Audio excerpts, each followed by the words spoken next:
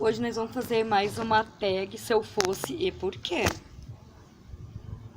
Se eu fosse um mês. Seria setembro, porque é o mês das flores e o mês do meu aniversário. Se eu fosse um dia da semana. Seria quarta-feira. Se eu fosse uma estação do ano. Seria primavera. Se eu fosse um planeta. Seria terra.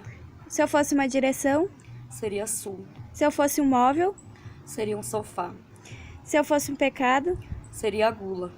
Se eu fosse uma pedra. Seria um diamante. Se eu fosse uma planta. Seria uma orquídea. Se eu fosse uma flor. Seria uma rosa. Se eu fosse um clima. Seria o verão. Se eu fosse um prato. Seria um churrasco. Se eu fosse um instrumento musical. Seria um violão. Se eu fosse uma cor. Seria o verde. Se eu fosse um animal. Seria um urso. Se eu fosse um sentimento. Seria o amor. Se eu fosse um sabor. Seria o doce. Se eu fosse uma palavra. Amor também. Se eu fosse uma parte do corpo. Agora tu me pegou também, ó. Se eu fosse um número.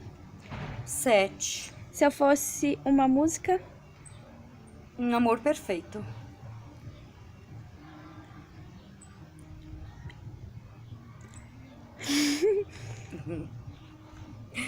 Tchau.